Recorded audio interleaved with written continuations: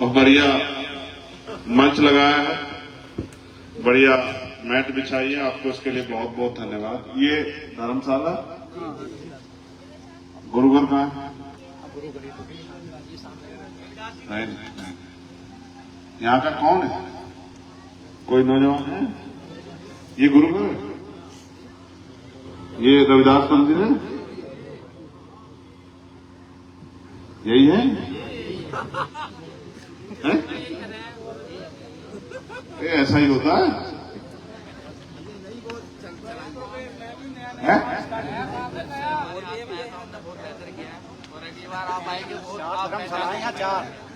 चार की जगह 6 बचा, 4 टुकड़ों में बढ़ जाए, 10 टुकड़ों में बढ़ जाए तो आपको तय करना है। लेकिन ये क्या इससे खुश हो? एक रोटी कम। देखो, हमने सीखा है आदमी भूखा रह सकता लेकिन अपमानित होकर नहीं रह सकता। तो चाहे भूखे एक टाइम का रोटी कम कर लेना, लेकिन अगली बार जब मैं आऊंगा तो इसको ये बहुत सुंदर होना चाहिए, समझ रहे हो? हाँ बस ठीक। घर को ऐसे कभी कर सकते हैं क्या? अपने घर को साफ सुथरा रखते हैं लगते हैं। ये तो हमारे गुरुओं का, तभी तो पूछ रहा हूँ। मुकरपुरी नाम तो इतना बड़ा है, आबादी भी इतनी बड़ी है। अब ये आपने क्यों बना रखे? तो आप जानो, 3 बना लो चाहे 4 जानो, ये तो आपने। चलो, बहुत धन्यवाद। यहाँ उपस्थित मेरी माए बहनें, जिनकी तरफ कोई देख ही नहीं रहा, जो बेचारी बहुत लंबे समय से यहाँ बैठी है और आंखें पलके बिछा के अपने बेटे भाई का इंतजार कर रही है। मैं अपनी माँ बहनों को भी जय भीम करता हूँ। मेरे प्यारे भाई जो नीचे बैठ के भी अपने आप को सम्मानित महसूस कर रहे हैं, उनका भी मैं दिल से धन्यवाद करता हूँ। आज क्योंकि लगातार हम लोग इस क्षेत्र में हैं, नगीना लोकसभा में दौरे पे, तो आज आपके गांव में भी आना था और एक बड़ी संख्या आप लोगों ने जुटाई भी है। आपने अपना काम छोड़ा है, समय दिया है, मैं इसके लिए फिर आपका शुक्रिया अदा करता हूं। प्यारे भाइयों,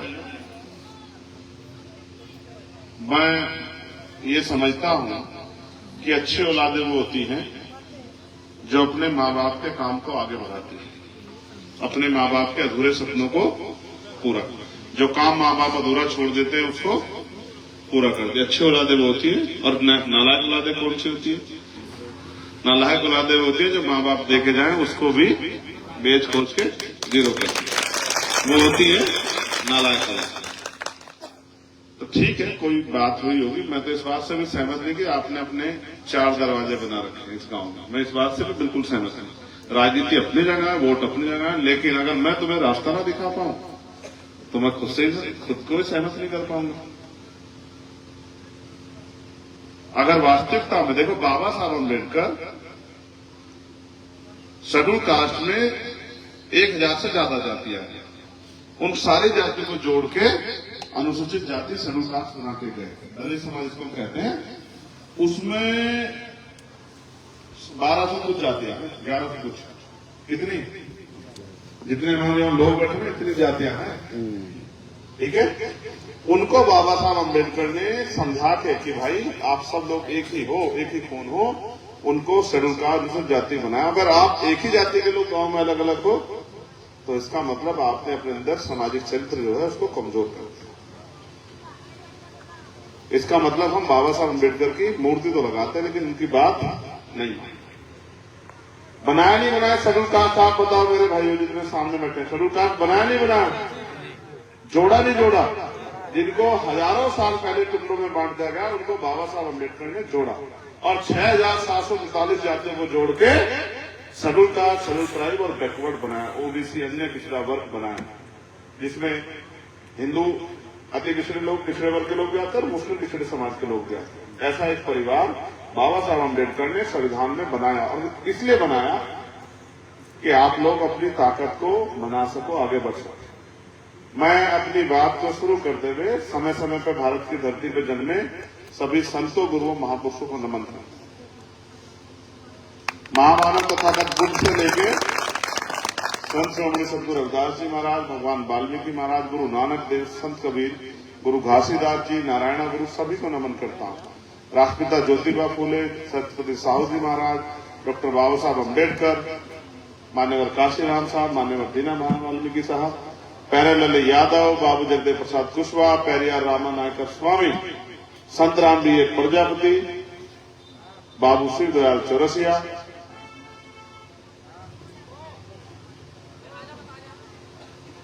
चौधरी चरण सिंह और डॉक्टर फरीदी जी को भी नमन करता हूं। ये वो सब रहबर हैं जिन्होंने अपना पूरा जीवन हमें हमारे पैरों पे खड़ा करने के लिए लगा दिया। लेकिन हम पैरों पे भी खड़े हुए थे कैसे? एक ने मुंह इधर कर लिया, जैसे आपके हालात हैं, एक ने इधर कर लिया, एक ने इधर कर लिया और एक ने इधर। कभी नहीं देखा कि मेरे ही परिवार के व्यक्ति की क्या हालात है। अगर हम चारों के मुंह एक तरफ एक दूसरी तरफ होते तो शायद हमें पता लग जाता कि हमारे लोग क्या हालात। वैसे मुझे विश्वास है आज मैं यहाँ आया हूँ, ये परिस्थितियां सुधरेंगी और मैं नौजवान भाइयों से कहूंगा कि वो सुधारे। जब हम एक हैं तो हमें एक दिखना चाहिए, नहीं दिखना चाहिए। हो सकता है बड़ों में कोई वो रही हो, तुम्हें चाहिए कि दिल बड़ा करके दिखाओ और सबको जोड़ के इकट्ठा करो। जब देश का हुक्मरान हमें बिल्कुल हमारे वजूद को खत्म कर देना चाहता है, जो संविधान ने हमें अधिकार दिए उनको खत्म कर देना चाहता है, हमें वापस गुलामों जैसी जिंदगी में ले जाना चाहता है और आज भी हम अपनी व्यक्ति की लड़ाई लड़ रहे हैं आपस में, तो इसका मतलब देखो, मैं कहानी सुनाता हूं आपको, सुनोगे कहानी? फोन बंद करो पहले, तभी कहानी सुन पाओगे ना। देख, एक जंगल में आग लग गई, बहुत बड़ा जंगल था। जंगल है तो बहुत सारे जानवर भी रहते हैं, पशु पक्षी भी रहते हैं। तो जब जंगल में आग लगी तो ऐसी एक ऊंचे स्थान था, जैसे ये ऊंचा स्थान, जैसे मैं खड़ा हूं ना, ये ऊंचा स्थान है, तो जैसे ये ऊंचा स्थान, जैसे वो भैया बैठे हैं ऊंचा स्थान, एक ऊंचा स्थान था। उस ऊंचे स्थान पे वो सांप और नेवला एक साथ चले गए। शेर भी वहीं चला गया, बकरी भी वहीं चली गई, बिल्ली भी वहीं चली गई, कुत्ता भी वहां चला गया, चूहा भी वहां चला गया। जो एक दूसरे के जाति दुश्मन थे, जो एक दूसरे को देखना नहीं चाहते, वो भी उसी जगह पर जाके इकट्ठा हो गए, क्योंकि सबकी जान खतरे में थी, सबकी जान खतरे में थी। इसलिए एक दूसरे के जाति दुश्मन भी एकजुट हो गए, लेकिन वो जानवर थे, उनको भी एहसास था। और आज हालात ऐसे हैं कि देश का संविधान खतरे में, तब भी हम अपनी व्यक्तिगत लड़ाइयां लड़ रहे हैं। वाह जी वाह, क्या कहने हमारे। जानवरों में इतनी अकल है कि जब हालात दौर अच्छा ना हो, मुसीबत आए, तो सबको मिलजुल के लड़ना चाहिए, लेकिन इंसानों में नहीं बन पा रहा। इसका मतलब उनके अपने निजी मकसद, निजी लालच, निजी स्वार्थ हैं। और अगर आज के हालात में भी हम लोग पढ़े लिखे लोग, समझदार लोग, जिम्मेदार लोग, परिवार चलाने वाले लोग और हालात को नहीं समझ रहे हैं, तो कल जो मुसीबत दौड़ के आ रही है, क्या उसका सामना कर लोगे? बिल्कुल नहीं कर सकते। मैं तो ये मानता हूं, मैं तो जिस दिन इस मूवमेंट में आया था, मैंने तय किया था कि चाहे बिजनौर में रहने वाला बहुजन समाज का आदमी हो या कन्याकुमारी में रहने वाला बहुजन समाज का आदमी या कश्मीर में रहने वाला बहुजन समाज का आदमी, हर एक व्यक्ति मेरा परिवार है, मेरा खून है, मेरा उससे खून का रिश्ता है। और अगर उसका आंसू पड़ेगा तो मैं खून देने का काम करूंगा। और मैंने ये सारी चीजें करके दिखाया। मैं देश के सभी प्रदेशों में जाता हूं, जब भी कहीं अन्य अत्याचार होता, किसी कोई मुझे आवाज लगाता। जैसे मुझे कल जाना है, इसलिए जाना है कि अभी एक हफ्ते पहले एक वीडियो जारी हुई, एक बच्चा और उसकी मां ने एक वीडियो जारी की कि मेरे पति को कुछ ताकतवर लोगों ने फावले से काट के मार दिया और मेरी जान खतरे में। मैं अपने भाई से कहता हूँ कि वो आए और मेरी मदद करे। वो घटना है औरैया की। कहाँ की है? औरैया। तो मैंने इनसे कहा, भाई चलो चुनावी राजनीति तो चलती रहेगी, मैं उनसे मिलने जाऊंगा, उनका दुख बांटने के लिए। तो कल मैं वहां जाऊंगा, कल मैं रात निकल जाऊंगा, कल का काम निपटा के मैं परसों उनके यहाँ जाऊंगा। परसों आपको मैं कानपुर में और वहां मिलूंगा। दोनों जगह पे उनके हकों की लड़ाई लड़ता हुआ, उनके लिए न्याय मांगता। ठीक है? इसमें देखो, मुझे इसी काम में बड़ी खुशी मिलती है अगर मेरी वजह से किसी को न्याय मिले। चाहे वो हाथरस का मामला हो, चाहे उन्नाव का मामला हो, चाहे दिल्ली में जमा मस्जिद पे नासी का मामला हो, चाहे नासिर जुनैद की जब हत्या उनका मामला हो, चाहे तबरेज की जहां कासगंज में उसको लटका के 1.5 फीट की टंकी में मार दिया उसका मामला हो, कोई ऐसा मौलाना साद का मामला हो, कलीम सिद्दीकी का मामला हो, 2 अप्रैल 2018 का मामला हो, दिल्ली में गुरु घर तोड़ दिया उसका मामला हो, चाहे 12 दिन तक हिसार में मेरे एक भाई को पीट दिया, ताकतवर लोगों ने पीट की हत्या कर दी, उसका परिवार ने डेड बॉडी रखी 12 दिन तक। आप सोचो, 12 दिन तक उसकी डेड बॉडी रखी गई, सरकार को कोई फर्क नहीं पड़ा। जब मेरे पास खबर आई, मैं गया, हिमांशु जी और सब लोग, और मैंने सरकार से कहा कि अगर कल शाम तक इनके परिवार को मांगे पूरी नहीं हुई तो परसों कोई अधिकारी कुर्सी पे नहीं बैठेगा। मेरी जबान है, आप विश्वास करो। मैं वहां पे बैठे दिल्ली आ और मैंने सबको कहा कि तैयारी कर लो, कूच करेंगे सब लोग इस हाथ। और अगले दिन सुबह के अखबार में छपा कि उनकी सारी मांगे मान ली गई। मैंने यही कमाया, मैंने सिर्फ यही कमाया। मैंने 16-16 महीने जेल काटी, कभी उठ नहीं किया। मेरी व्यक्तिगत कोई लड़ाई नहीं थी। जब मेरे लोगों पर अत्याचार हुआ मैं लड़ने गया, खामियाजा भुगतना पड़ा कि मुझे जेल भेज दिया गया। तो जेल से भी मैं जिंदा है। मुझे अभी जब, क्योंकि बाकी नेता सीबीआई ईडी इनकम टैक्स से रुक जाते हैं, आप देख रहे हैं कितने नेताओं के मुंह बंद कर दिए आपके सामने। अब मुझे नहीं रोक सकते तो मेरे ऊपर गोली चलाई, यहाँ आपके फोन पे 4 गोली चलाई। तो आप बहनों का इतना प्यार आशीर्वाद था, सतगुरु महाराज का इतना आशीर्वाद था, भाइयों की दुआएं थी, फिर भी बच गया, फिर भी नहीं मरा। फिर मेरी समझ में आया कि अब लड़ाई सड़कों से अलग हटके हमें सदन की लड़ाई लड़नी पड़ेगी। क्योंकि मैं सड़कों पे आपके लिए कितना ही लड़ लूं, सरकार को कोई फर्क नहीं पड़ता। लेकिन जिस दिन मैं सदन में जाके आपकी आवाज उठाऊंगा तो सदन में सरकार को जवाब देना पड़ेगा कि आप ये बताओ, इतना टैक्स का पैसा जो हमारे लोग देते हैं, उस पैसे का आप करते क्या हो? वो पैसा गरीबों तक क्यों नहीं पहुंचता है? अच्छे स्कूल क्यों नहीं बन रहे? आप बताओ, नगीना के लोगों आप बताओ। नगीना 2008 में पार्लियामेंट सीट बनी, 8 में परिसीमन हुआ, 8 में परिसीमन हुआ, नगीना पार्लियामेंट बिजनौर से अलग होकर बन गया। ठीक है, 9 में पहला चुनाव हुआ, समाजवादी पार्टी के एसवी सिंह आप लोगों ने जिताया। वो सदन में गए, उन्होंने क्या किया आपके सामने? उन्होंने ये तो कर दिया कि बेचारे इतने ना समझते कि अपने नेता के कैसे प्रमोशन में रिजर्वेशन का बिल संसद में फाड़ना। जो काम भाजपा के नेता नहीं कर पा रहे थे, जो कांग्रेस के नेता नहीं कर पा रहे थे, जो दुश्मन नहीं कर पा रहा था, वो हमारे आदमी ने कर दिया। फिर यशवंत सिंह बने 14 में, उन्होंने आपके लिए क्या काम किया उनका आप अपने आप देख लें। फिर आपने 2019 में गठबंधन के उम्मीदवार को यहां से जिता के भेजा, ये सोच के कि भाई ये आदमी भाजपा को रोक देगा और ये आदमी हमारी लड़ाई लड़ाएगा। आप अपने मन से बताओ, ईमानदार से, मुझे छोड़ो, बोलो, चंद्रशेखर को भूल जाओ। 2019 से लेकर अब तक कितने काम उस व्यक्ति ने आपके किए? ईमानदार से बताओ, किए? कोई लड़ाई लड़ी आपके लिए अच्छे अच्छे बच्चों के लिए अच्छे स्कूल बनवाए, अच्छे कॉलेज बनवाए, बहनों के लिए अच्छे, महिलाओं बेटियों के लिए अलग से कॉलेज बनवाया, कोई अच्छा हॉस्पिटल बनवाया? कुछ भी किया हो तो आप बताओ मुझे। सिर्फ एक चीज का जवाब दो कि अगर आपके लिए कुछ किया, कोई ऐसा प्लान लाकर इंडस्ट्रियल एरिया लगवाया कि 10-20-50 हजार बच्चों को रोजगार मिल जाए, कोई कुटीर उद्योग लगवाया हो कि जब मेरी माँ बहनों का खेतों में काम करने जाना पड़ता है, कोल्हू पे काम करने जाना, भट्टों पे काम करने जाना पड़ता है, इनको कोई रोजगार मिल जाए घर पे 10-20 हजार रुपए का, ये अपने स्वाभिमान सम्मान से जी सके।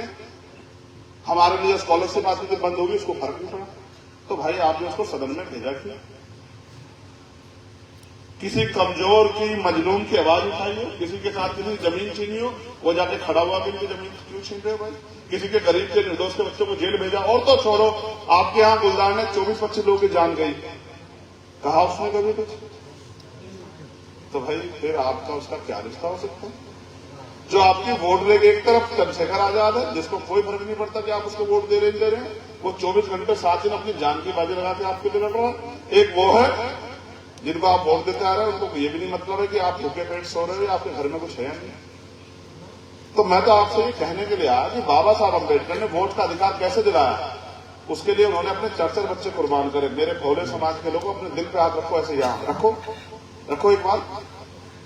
अगर ईमानदारी से, अगर तुम्हारा बच्चा घर में मरा पड़ा हो तो किसी दूसरे की मदद करने के लिए चले जाओगे? अपने दिल पे हाथ के जवाब तो मुझे बताओ। है जितने लोग हैं बेटे, कोई तो दिल पे हाथ रख के बताओ गवाही दो कि मेरा भाई, मेरी बहन, मेरा बच्चा। अरे मरना तो जो बीमार पड़ा हो तो भी नहीं आदमी निकल पाता, लेकिन बाबा साहब ने अपने बच्चों को कुर्बान किया कि हम अपने पैरों पर खड़े हैं। उन्होंने हमें वोट दी, उनको विश्वास था कि हमारी संख्या बहुत है, उन्होंने हमें जोड़ने का काम किया, SC ST OBC माइनॉरिटी बना के। उनको विश्वास था कि कल ये लोग इकट्ठा होकर अपने बीच के मजबूत लोगों को संलग्न के लिए सदन भेजेंगे, वो लोग वहां जाके पॉलिसियां बनाएंगे, पॉलिसियां बना के इनके लिए काम करेंगे।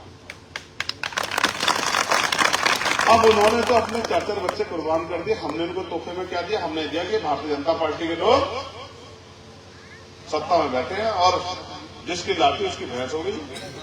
किसानों को फसल के दाम नहीं मिल रहे हैं, मजदूरों को न्यूनतम वेतन नहीं मिल रहा है, पढ़े लिखे नौजवान रोज बेरोजगार घूम रहे हैं, भर्ती आती पेपर लीक हो जाता है, पेपर लीक होने के बाद आरक्षण में घोटाला हो जाता है, कोई बैकलॉग नहीं भरा जा रहा है।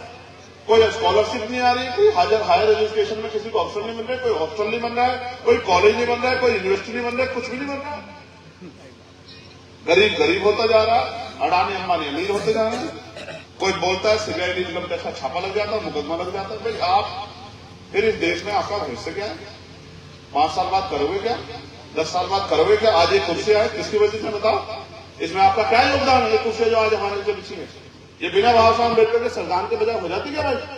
बताओ आप सब लोग यहाँ बैठे हुए, अगर संविधान में तो कोई देता कुर्सी बैठने, ये मंच सजाने देता कोई? सुना, गुरु घर में भी नहीं आने देता। मूर्ति लगाना तो बहुत दूर की बात है। आज भी अगर आप शोभा यात्रा निकालोगे, परमिशन की जरूरत पड़ेगी आपको। एक तो मेरा इस बात में साथ अदा करो कि जो सतगुरु रविदास जी महाराज को मानने वाले लोग हैं, जयंती इस बार मनाओगे ना? पक्का? कैसे मनाओगे? धूमधाम से। 24 तारीख को जयंती है, 23 तारीख की रात को आपके सबके घरों पे दीपक होने चाहिए कि आपकी औलादों को पता लगे कि हम, आपके छोटे छोटे बच्चों को पता लगे कि हमारा कोई त्योहार है। समझ रहे हो? समझ रहे हो? क्योंकि बाबा साहब अम्बेडकर ने कहा कि जो कौम अपना इतिहास नहीं जानती वो कभी अपने भविष्य का निर्माण नहीं कर सकती। अगर आपको अपना इतिहास ही नहीं पता, जो भी नया काम कर रहा है तो परमिशन कहते हैं, परमिशन ले पाओ। जब आप अपने त्योहार को मनाओगे तो आपकी औलादों को क्या पता लगेगा? हम इस देश में व्यवस्था में आज भले हम मारे हुए, लेकिन हम ज्यादा दिन मारे हुए नहीं रहेंगे अगर हम अपनी ताकत को समझ लें। आप जितने लोग यहाँ बैठे मुकरपुरी की, अगर ईमानदारी से मेरा साथ देने का वादा कर लो, मैं लिख के देता हूँ कि 10 साल में वो राज आएगा जिस राज की बात सतगुरु रविदास जी महाराज ने बेगमपुरा राज में कही। भाई आज भाजपा के लोग कहते हैं अपना ये लाएंगे वो लाएंगे, लेकिन इस देश में 600 साल पहले सतगुरु रविदास जी महाराज एक ऐसे राज की बात करके गए जिस राज पे आने के बाद ना आप तकलीफ में होंगे, ना मैं तकलीफ होगा, ना मुसलमान तकलीफ में होगा, ना दलित होगा, ना पिछड़ा होगा, ना अगड़ा, कोई तकलीफ में नहीं होगा। कैसा राज? ऐसा चाहूं राज में जहां मिले समन्नु अन्न और छोटे बड़े सब संग बसे रविदास रहे। उन्होंने कहा मैं ऐसा राज चाहता हूं जहां कोई छोटा बड़ा ना हो, जहां कोई ऊंच नीच ना हो, कोई गरीब अमीर ना हो, कोई भूखा ना सोए, किसी को कोई तकलीफ ना हो, किसी बहन बेटी का अपमान ना हो, किसी को डराए ना, किसी को सताए ना, प्रेम भाव से सब लोग रहे, किसी को खाने के लिए अन्न की दिक्कत ना हो, किसी को तन ढकने के लिए कपड़े की दिक्कत ना। ऐसा राज मैं चाहता हूं। उस राज को उन्होंने नाम दिया बेगमपुरा राज। कौन सा राज? बेगमपुरा। अब जैसे भाजपा आरएसएस के लोग घूम रहे हैं कि हमें गोलकर का राज लाना है, हमें सावरकर का राज लाना है, तो भाई बेगमपुरा राज कौन लाएगा? भाजपा के लोग। बेगमपुरा राज सतगुरु जी की उम्मीद थी कि उनकी आने वाली नस्लें इस देश में बेगमपुरा राज स्थापित करें, क्योंकि जाति के आधार पर देश में दलित पिछड़े वर्ग के लोगों को बहुत अपमानित किया जाता है। और अब मुसलमानों का नंबर है, जैन सिख बौद्ध ईसाइयों का लगा हुआ है धर्म के आधार पर। आपको ये भी नहीं पता कल कहां से कोई कह दे कि ये भी हमारा, ये भी हमारा, चलो हटो हटो हटो, ये भी हमारा। समझे ये हालात? तो इसलिए वो बेगमपुरा राज तब आएगा जब आप बेगमपुरा को मानने वाले लोग ये संकल्प लोगों की हमें बेगमपुरा राज लाना। और इस देश में देखो, जब राजतंत्र था तो तलवारों के दम पर राज आता था, युद्ध होते थे, भाले चलते थे, बंदूकें चलती थी, तोप चलती थी, हजारों हजार लोग मर जाते, तब राज बदलता था। लेकिन डॉक्टर बाबा साहब अम्बेडकर ने इतना आसान कर दिया सारा काम कि आपके मेरी तो हमें तलवार सीखने की जरूरत नहीं, न बंदूक, हमारी उंगलियों में देखे बाबा साहब राज, उंगलियों में बटन दबाओ राज ले लो, बटन दबाओ राज ले लो। हजारों साल की गुलामी एक दिन में काट दो। जो भी आपकी समस्या है कागज पर लिख के मुझे दे दो और मेरे साथ मिलकर संघर्ष करो। अगर 10 साल में सारी समस्याएं कूड़े के ढेर में जो है ना फेंक दी और आपको खुशहाल जिंदगी ना दे दी, सब मुझे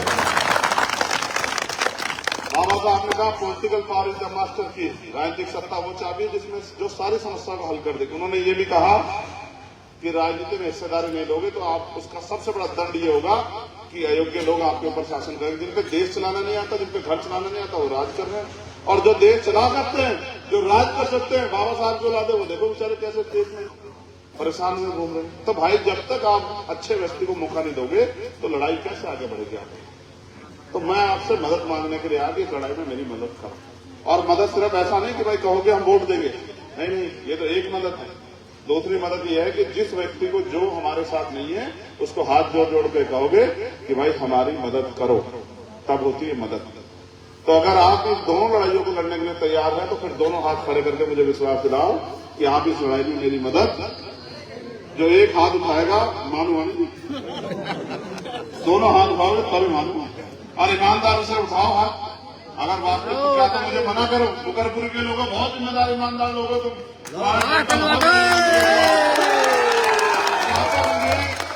ईमानदारी की बात क्या तो मुझे आज ही मना कर दो कि भाई हमने तेरा साथ देंगे, हमें तो गुलामी करने की आदत पड़ी हुई, कोई पैसे वाला आ जाएगा हम तो उसके साथ खड़े हो जाएंगे, हमें कोई जरूरत नहीं। क्या तो मुझे आज मना करो, या फिर मुझे कहो कि चल आगे को बढ़ के तेरे पीछे पीछे खड़े डंडे डंडे पे फिर देखना आपने इतने नेताओं को जमा दिया, जितने आपने सांसद राजनीतिक टाइम से इतना टाइम मुझे ले लोगे तो बारह नारे कर दूंगा, आप नहीं उठाने दूंगा तुम्हारे तरफ किसी को इस बात को याद रखना।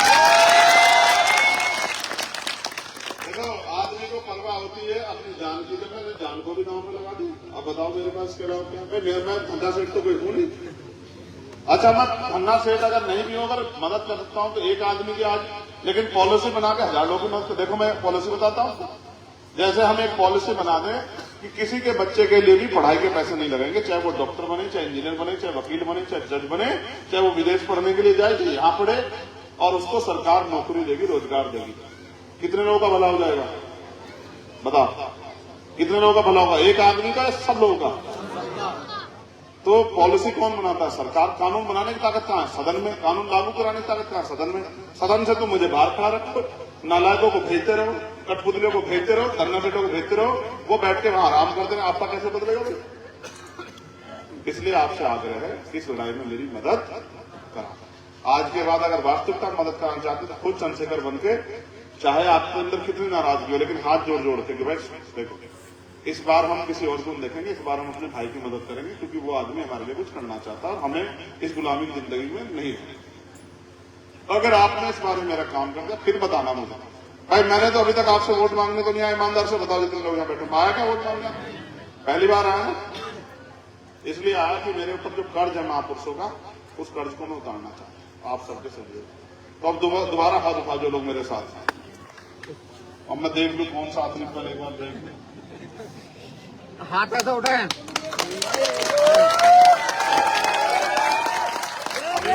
अभी ये पुलिस के कर्मचारी साथी हमारे साथ नहीं, क्योंकि इनकी मजबूरी है। जब इनकी वर्दी नहीं होगी ये घर होंगे तो ये भी कहेंगे कि भाई आपने तो वही काम किया, वोट तो उसे देनी चाहिए। ठीक है, ये भी हमारे साथ ही बेचारे, ये भी हमारे जैसे परिवारों के लोग हैं। इनको भी नहीं पता इनकी नौकरी कितने दिन की है। 188 रुपए तो भत्ता मिलता है इनको वर्दी धुलाई का, 188 रुपए में साबुन भी नहीं आता बढ़िया। तो ये हालात है बेचारे, लेकिन क्या करें, ये सरकार किसी की सुनती नहीं। कोई अच्छा काम करना चाहे ट्रांसफर कर देते हैं, इसको भगा देते हैं उसको।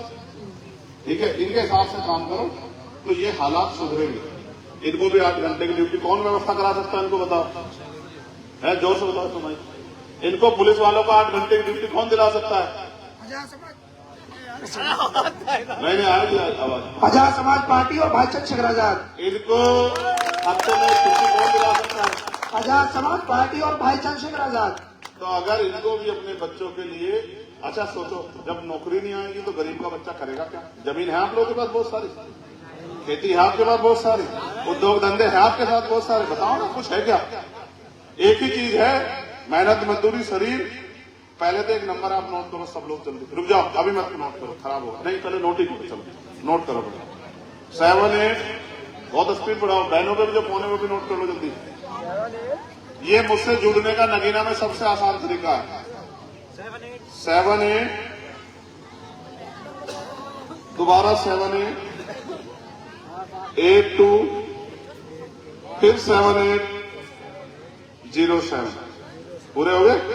दोबारा बताऊं, हिंदी में सुनो, 78 78 82 78 07। हो गया भाई? 78 78 82 78 07। आप मिस कॉल करोगे, फिर वहां से आपको कॉल जाएगी, अपने आप आपकी बातचीत होने लग जाएगी और आपकी सीधी खबरें मुझ तक आने लग जाएगी। मैं भी जो आपसे कहूंगा, कभी मैं आपको रैली में बुलाना चाहूं, कभी आपसे हाथ जोड़कर पैसे पूछे की अपील करूं, तो आप दे देना। दे दोगे नहीं दे दोगे? तो अब मैं उन भाइयों का नाम पढ़ूंगा जिन्होंने ये कार्यक्रम कराया।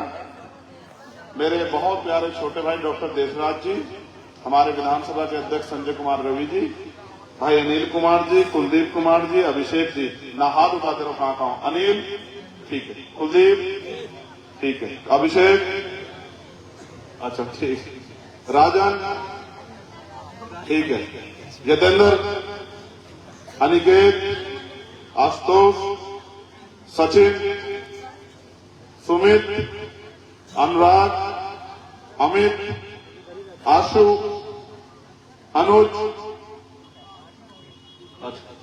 मनदीप, मोहित, अच्छा पीछे से नौभार सिंह, नौभार सिंह, ये भी सर। नौभार भाई ठीक, मास्टर शेर सिंह,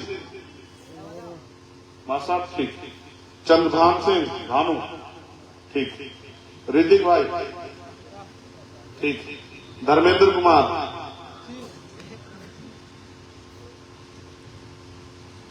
इन सभी भाइयों का बहुत बहुत धन्यवाद। अब मेरा एक और काम, एक आपके मन में डर होगा कि भाई ईवीएम से वोट की चोरी हो जाएगी, भाई वोट तो देने जाएंगे चंद्रशेखर को और चल जाएगी भाजपा को, है? तो पिछले 2 महीनों में हम इसके खिलाफ सड़कों पर बहुत लड़ रहे हैं। अगर आपको याद हो, आप दिल्ली में देख रहे होंगे, रोज हम इसके खिलाफ आंदोलन कर रहे हैं। काशीराम साहब ने हमें सिखाया कि चोर जो है ना वो शोर से भाग जाता है। जैसे भले ही आपके मोहल्ले 4, लेकिन चोर भले ही कहीं हो गांव में, आप एक बार हल्ला मचा दो चोर चोर चोर, तो चोर को क्या लगेगा, मुझे देख लिया है, तो फिर वो भाग लगा।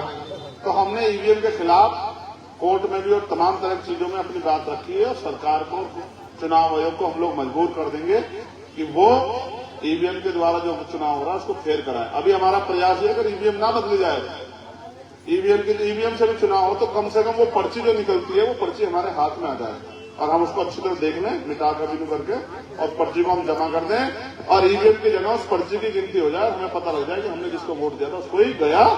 ये काम भी करने के लिए हम लोग लगे हुए हैं, आप घबराना मत।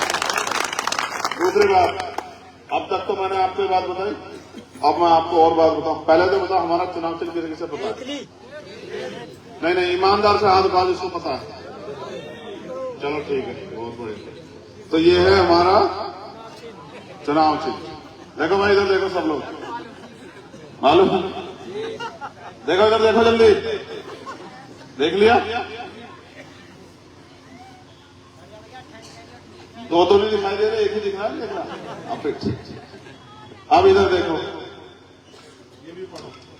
क्या लिखा हुआ है? हाँ, ऐसा पढ़ो, आराम से पढ़ो, तेज पढ़ो। एक वोट। अब मेरी बात सुनो,